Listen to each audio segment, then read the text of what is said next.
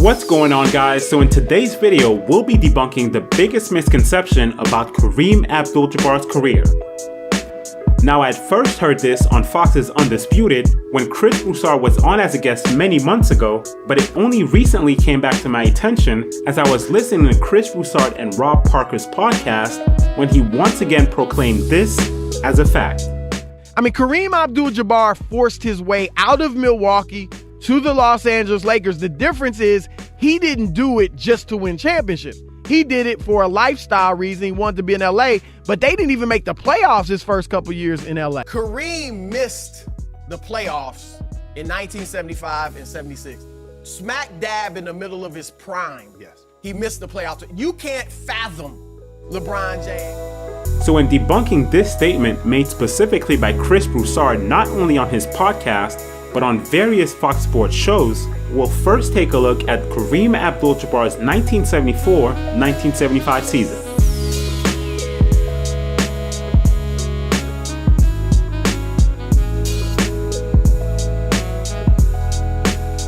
During the 1974-75 season, the Milwaukee Bucks, led by Kareem Abdul Jabbar, finished with a record of 38-44, which was 2 games out of the playoffs in the Western Conference. But what was more surprising about that season was the precipitous drop-off in terms of success that Kareem Abdul Jabbar and the Milwaukee Bucks experienced, given the fact that just the season prior, Kareem Abdul Jabbar had been named the league's most valuable player while leading the Milwaukee Bucks to the NBA Finals, which ended in a 7-game loss to the Boston Celtics. Furthermore, when comparing Kareem Abdul Jabbar's 1974 and 1975 statistics, we see that while his numbers slightly decreased in 1975, he still managed to have a great statistical season. So what were the factors that led to the Milwaukee Bucks missing the playoffs in 1975? Many have pointed to Oscar Robertson's retirement after the 1974 NBA Finals as proof that Kareem Abdul Jabbar did not have enough help the following season, which in turn contributed to the team not making the playoffs. However, in the 1975 All-Star Game, it was the Milwaukee Bucks who boasted the most All-Stars out of any other team in the Western Conference, as Kareem Abdul Jabbar, Bob Dandridge, and Jim Price had all been voted in. So while Oscar Robertson was no longer a part of the team, they still had more than enough help that season to make the playoffs. Their issue, as it specifically pertains to Kareem Abdul Jabbar, was health. During a preseason game in 1974, Kareem Abdul Jabbar suffered an eye injury, which caused him to miss the first 16 games of that season, where the Milwaukee Bucks only managed to go 3-13.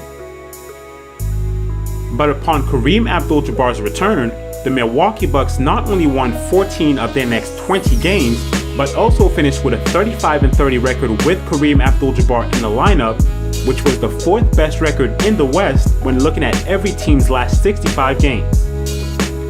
Now, the one rebuttal that many people will have is that while this does take into consideration the Milwaukee Bucks' record with their best player in the starting lineup, it doesn't do the same for other teams. Because Bob Love, who was the Chicago Bulls' best player, only played in 61 games that season, while Spencer Haywood of the Seattle Supersonics only played in 68 games. So in other words, what was the record of every other Western Conference team when they had their best player in the starting lineup and not just the Milwaukee Bucks? And as we can clearly see, even when that is taken into consideration, the Milwaukee Bucks still come out as a viable playoff team in the Western Conference during the 1974-75 season. So while Kareem Abdul Jabbar, who was a part of the Milwaukee Bucks, did technically miss the playoffs that season, this fact can only make sense when it's contextualized in light of Kareem Abdul Jabbar's eye injury coupled with the team's 3-13 start in his absence.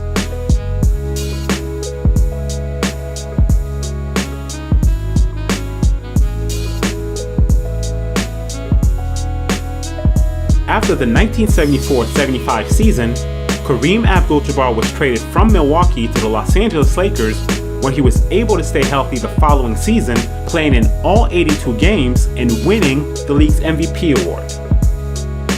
But despite putting up great statistical numbers, the Los Angeles Lakers were unable to make the playoffs as they finished the season with a 40-42 record. However, the Los Angeles Lakers' inability to make the postseason in 1976 was simply due to an outdated playoff format that is no longer in effect. Because back then, in order to qualify for the playoffs, a team had to do one of two things. Either be one of the top two teams in its division, or have the best regular season record amongst the 5 remaining teams in its conference. So for example, in the 1976 Eastern Conference, the Boston Celtics, Philadelphia 76ers, Cleveland Cavaliers, and Washington Bullets all posted the best regular season record in their respective divisions and were thus given a playoff spot, while the Buffalo Braves were given their playoff spot because they had the best regular season record amongst the 5 remaining teams. So with that in mind, as we now look at the 1976 Western Conference, we see that while the Milwaukee Bucks and the Detroit Pistons were the 2 best teams in the Midwest Division and were thus selected to the playoffs, their records were actually worse than that of the Los Angeles Lakers, who were kept out of the playoffs because of the competitive nature within their division. In fact, when the Western Conference teams are viewed solely by their regular season record, we clearly see that the Los Angeles Lakers, with the 4th best record in the conference, should have easily been in the playoffs. Now, the NBA, seeing the illogical nature behind this format, continued modifying the rule throughout the years until they completely did away with it in 2015, when the league's Board of Governors unanimously approved that each conference will be seeded from 1 to 8 solely by their regular season record. This change, as many will remember, came after the 2015 NBA playoffs, when the Portland Trail Blazers ended up with the number 4 seed in the Western Conference because they had won their division despite having the 6th best record in the conference.